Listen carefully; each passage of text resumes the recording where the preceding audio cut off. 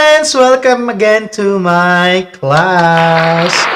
Today, my reading and writing skills students will discuss to us about division and classification as a mode of paragraph development. So they will elaborate the nature of division and classification in academic writing. So as they will give us tips on how we apply division and classification in our everyday activities. So please check this out.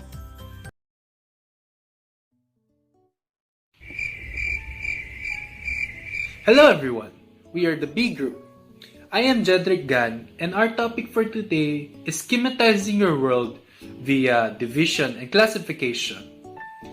Our objectives are understand the nature of division and classification in academic writing, introduce the concept of financial literacy, and apply division and classification in everyday activities. So let me ask you a question. How do you review for a quiz, test, or an exam? Do you reread all your notes? Do you borrow your classmates' notes? Or do you consult resource materials such as books, journal activities, newspapers, clippings, and online sources? Do you ask your teacher for a review a day before the exam? Or do you enlist the help of a personal tutor? Whatever is the case, there has to be a way for you to organize your notes and your own thoughts out of convenience sake in preparation for the exam. On their own, some students opt to group notes together to facilitate ease of reading and remembering. One technique is through alphabetizing. If you need to review on the different systems of a human body, you can do so in the following order: circulatory system, the digestive system, endocrine system, excretory system, immune system, lymphatic system, the muscular system, the nervous system, reproductive system, then the next is respiratory system, skeletal system, and urinary system. So one could do so also in a chronological sequence in reviewing. That is to say, reread everything that you have written from the start until the latest. And if you lack knowledge on a topic and you cannot competent with others, what you can do is reread everything you are already confident in briefly and then spend the rest of the time reviewing the topics you lack knowledge of. Some also opt for group studies wherein participants ask each other questions so they fill each other with knowledge when reviewing on his or her own. Maybe you have your own way of reviewing or will develop one as you go along preparing. Whatever and however you prepare yourself for an impending examination, you will unconsciously perform division, breaking down a concept or topic into constituent parts, and classification, categorizing similar ideas together to somehow make the process of reviewing tons and tons of information acquired throughout the entire term a lot more organized and orderly. So here is an example of financial literacy by Buena and Lee Chua. At the start of this year, let us focus on a neglected part of the curriculum: financial literacy, usually buried in the midst of arithmetic or algebra. Financial literacy is often ignored when other topics which appear on national tests are deemed more pressing. In 2012, the Program of International Student Assessments, or PISA, under the Organization for Economic Cooperation and Development, tested 15-year-olds in 65 countries in math. Of these regions, almost 30,000 students in 18 nations were also tested in financial literacy. The countries are Shanghai, China, Colombia, Croatia, Czech Republic, Estonia, France, Israel, Italy, Latvia, New Zealand, Poland, Russia, Slovak Republic, Slovenia, Spain, and the United States. So the Philippines has never participated in PISA and has only taken in the trends in international math and science study twice before with dismissal results. So helping young people understand financial issue is important, as younger generations are likely to face ever-increasing complex financial products and services, says PISA. They are more likely to bear more financial risks in adulthood than their parents, especially in saving, planning for retirement, and covering for their healthcare needs. So here are some disturbing results. How to read a bank statement, what insurance entails, and how much loan costs in the long term were some of the questions. 1 on 7 students could not make simple decisions about daily spendings. 9 in 10 could not complete more complicated financial exercises. So Shanghai, China had the highest average score, followed by Flemish Community of Belgium, Estonia, Australia, New Zealand, the Czech Republic, and Poland.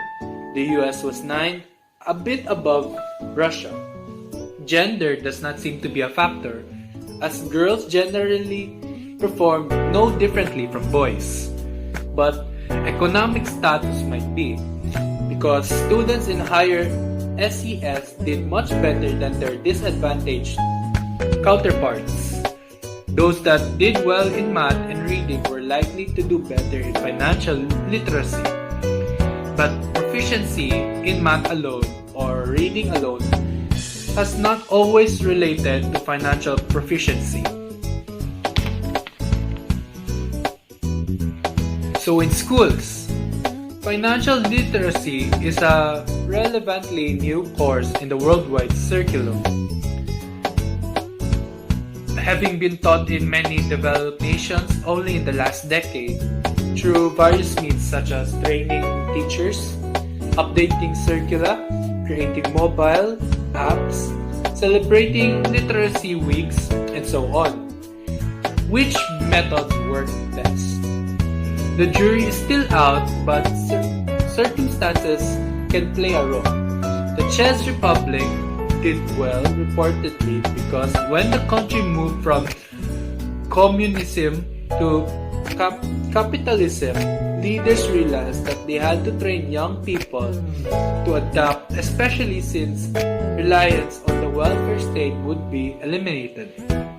New Zealand also did well probably because of the Commission of Financial Literacy and Retirement Incomes, which, despite its name, has decided to train young people who are still decades from retirement. The Commission has been overseeing an investment of 500,000 NZD by the country's financial sector to build curriculums and learning aids, many of which can be found on a special website available to all teachers. Teachers who themselves are financially literate and who themselves have been trained to teach the subjects are indispensable if we are to truly serious in making K-12 reforms work. Financial literacy is a part of our new curriculum.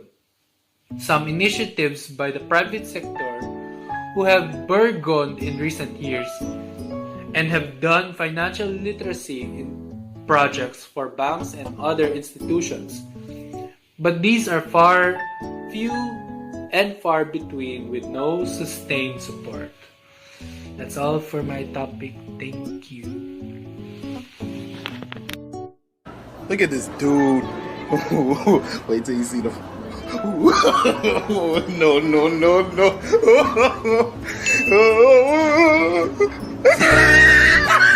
Okay, so now I'm going to be talking about classification and division.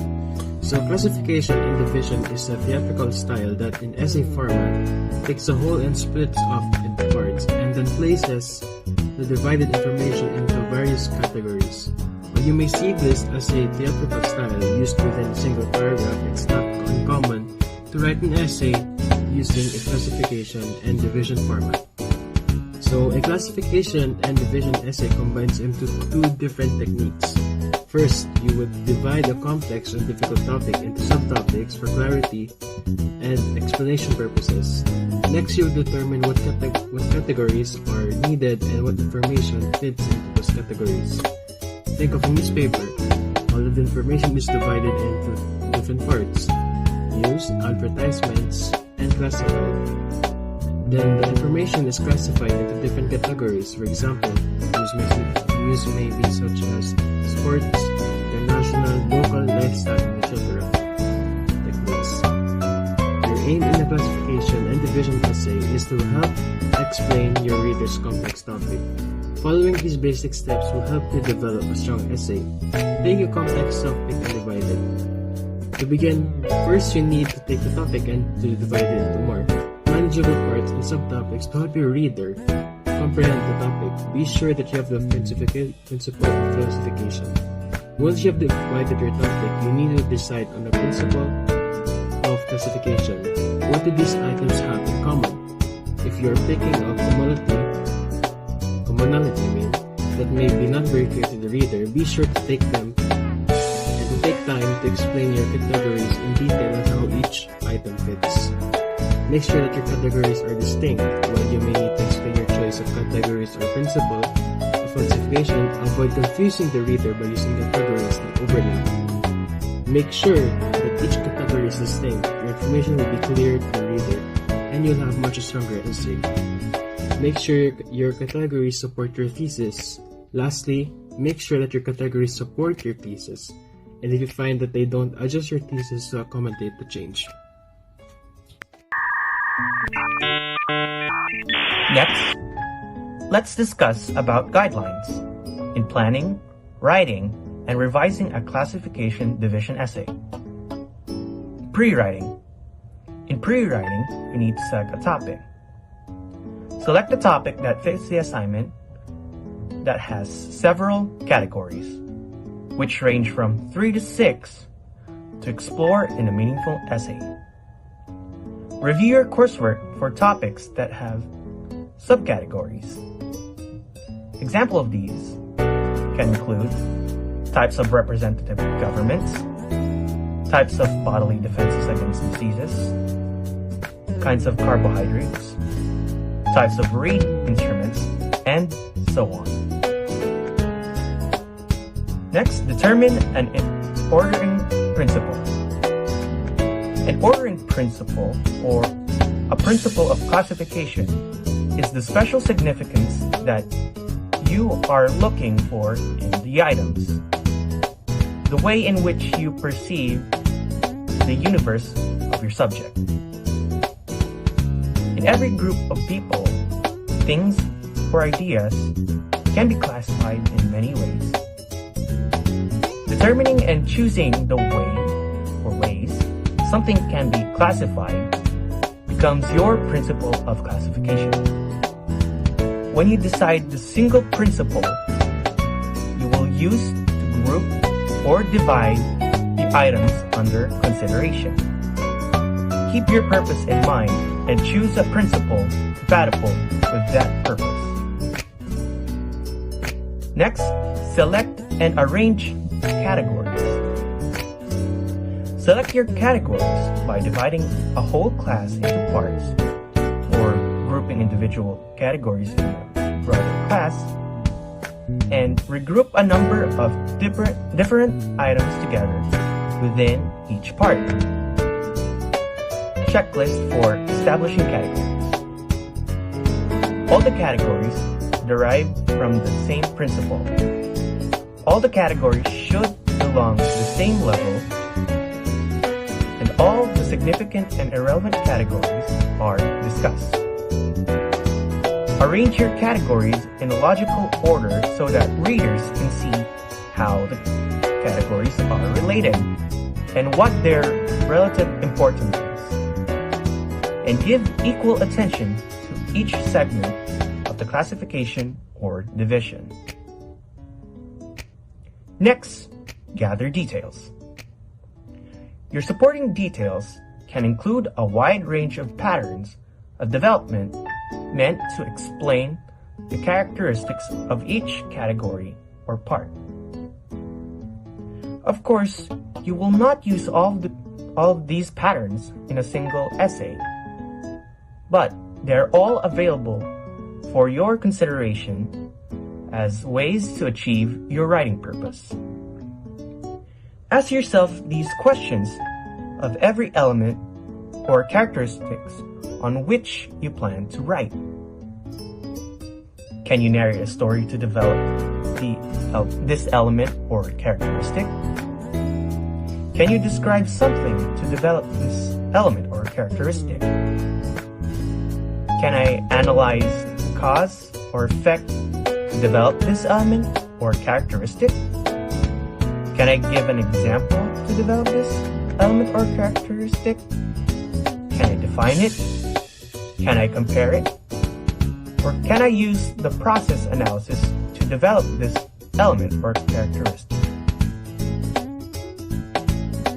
And next, develop a thesis. Your thesis statement should identify your subject. Introduce the categories you will discuss and perhaps show readers the relationships of your categories to one another and perhaps to the subject as a whole.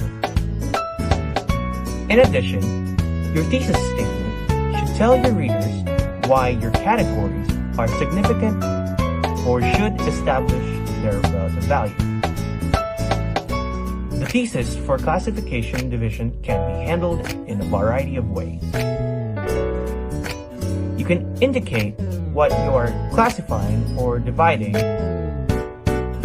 and the ordering principle you will use. You can indicate what you are classifying or dividing without mentioning the ordering principle. And you can indicate what will be classified or divided along with the specific groupings that will be discussed. In writing, write your first draft. Create an opening that introduces the topic and presents your thesis, previewing how you will classify the topic. Continue by discussing the categories and supporting your thesis with details you've gathered. Sum up your essay in a way that leaves the reader with a new understanding of the topic. In writing your introduction should orient readers by identifying your topic, the principle for classifying your material, and the individual categories you plan to discuss. Your thesis should also be introduced. Next, in body paragraphs. Your body paragraphs should be dedicated to discussing your categories one by one, in the same order in which you mentioned them in your introduction. Topic sentences and transitions. Topic sentences should introduce the individual groupings to move smoothly from one grouping to another. Include transitions too. In writing your conclusion should restate your thesis, summing up points you have made and perhaps considering the implications. In revising, check your ideas. Ask questions like, do I have an interesting overall topic? Have I clearly analyzed different parts? Okay. Have I provided many interesting details? Review your organization. Does each part, namely introduction, body, and conclusion, work well? Do I use transition words and phrases to connect the parts? Ask questions. Ask questions like, does my assignment call classification division? Have I identified a principle of classification for my material? Have I identified the categories I plan to discuss and decided how I will treat them? Have I arranged my categories in a logical order? Have I treated all categories similarly? Does my essay have a clearly stated thesis that identifies my subject and the categories I will discuss and indicate the significance of my classification? Have I used transitional words and phrases to show the relationship among categories? Have I included all relevant categories or divisions? Have I omitted categories or divisions unrelated to my principle of classification? Does my thesis indicate whether I am classifying or dividing, and, if appropriate, my principle of classification? Use transition words to help move smoothly from one category or division to the next. If it discussed the same characteristics for each category or division, they will appear in the same order. In editing for voice, word choice, and sentence fluency. Ask questions. Do I sound knowledgeable and interested? Have I used precise language and defined any unfamiliar terms? Or have I used a variety of sentences? Ask questions like, do I introduce my list of categories with a colon preceded by a complete sentence? Are the items on my list of categories separated by commas? Do I include a comma before it? And does that connect the last two items on my list? Or do I express the items on my list in parallel terms?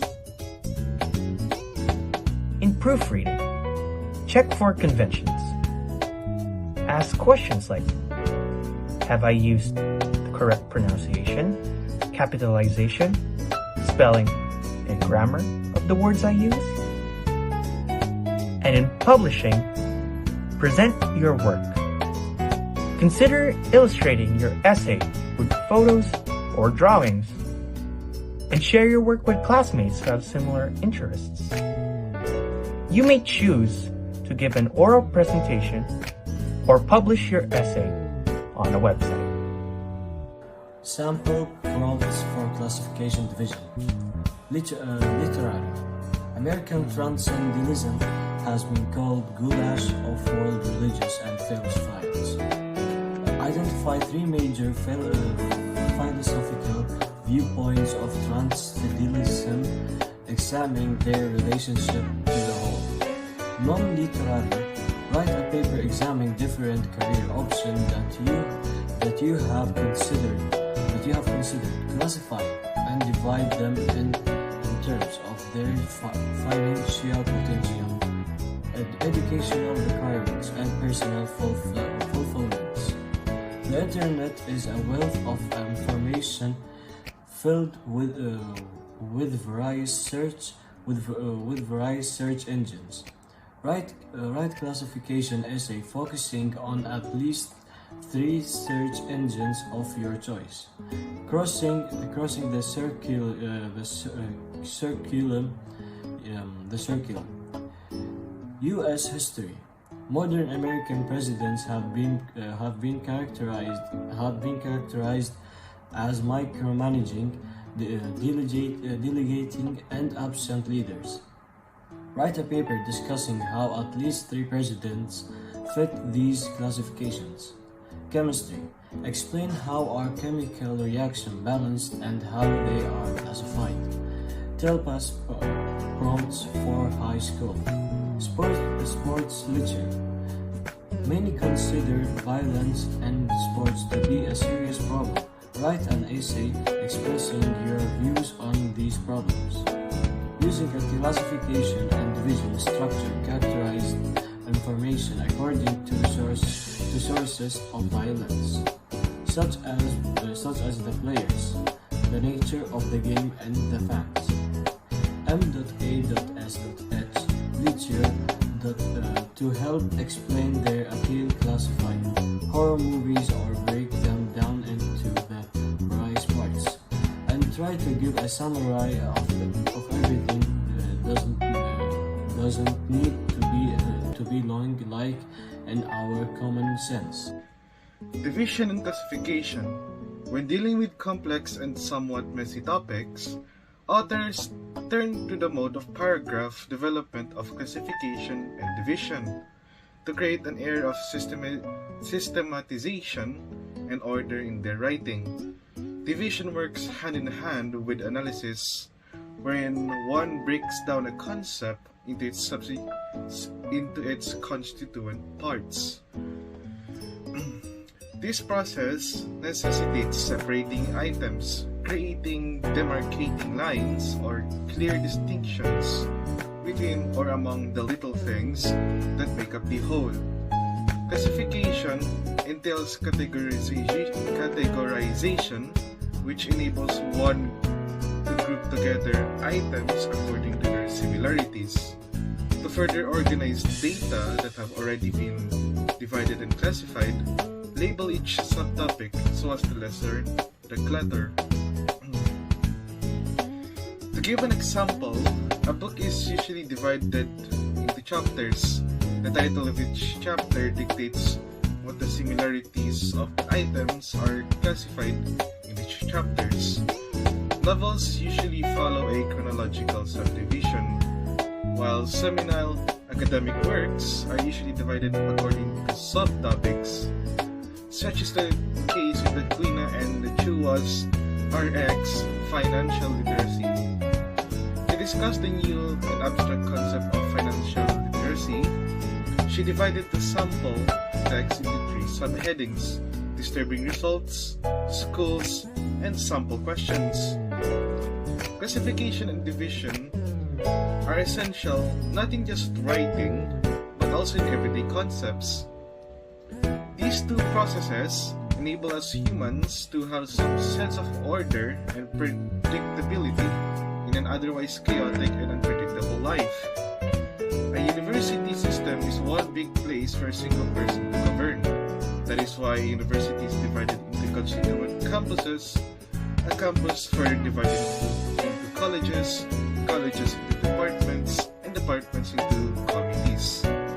Each of these divisions has its own set of leader and subordinates to maintain effective communication and governance.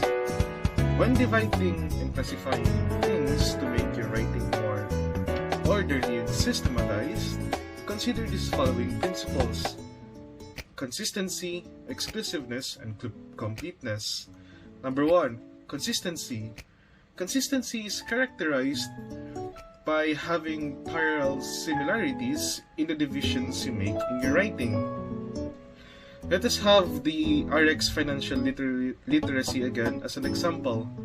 All the three subheadings, disturbing results, schools, and sample questions, have more than sufficient amount of examples to support the author's arguments. The first subheading presented countries and factors to discuss the widespread and encompassing need for financial literacy via PISA's test. The second presented the cases of Czech Republic and New Zealand as model countries for others to follow. And the last presented just what exactly are the questions that determine if the students do indeed have knowledge about financial literacy. Exclusiveness. Exclusiveness means there is no overlapping between or among the items divided and classified together. In the case of RX Financial Literacy, the author included the subheadings, disturbing results, samples, schools, and sample questions to delineate and compartmentalize details of financial literacy.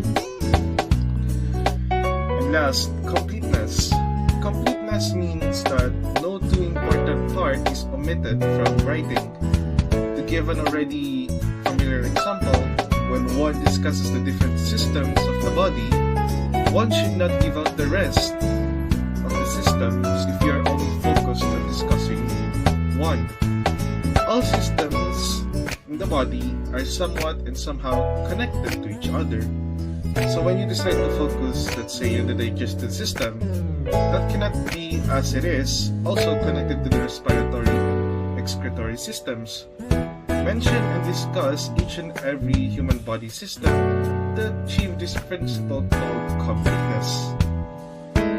To summarize this lesson, the concepts of classification, division, categorizing, and grouping save us from the chaos of having to identify every other unique and unusual thing we encounter. Without these processes aimed at systematizing, there will be no point of comparison for us to study the world. We would have no way of predicting or preparing for impending future unknown experiences.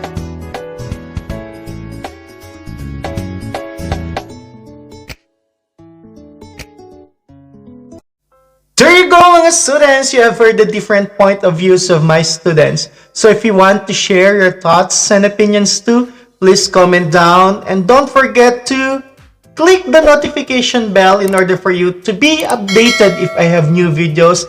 And don't forget to subscribe, because as I usually say, subscribe now, laugh and learn later. Once again, ito na naman inyong gurong vlogger ng Kuwait, Guro sa umaga, YouTuber and live streamer paggabi, saying always keep safe and God bless everyone.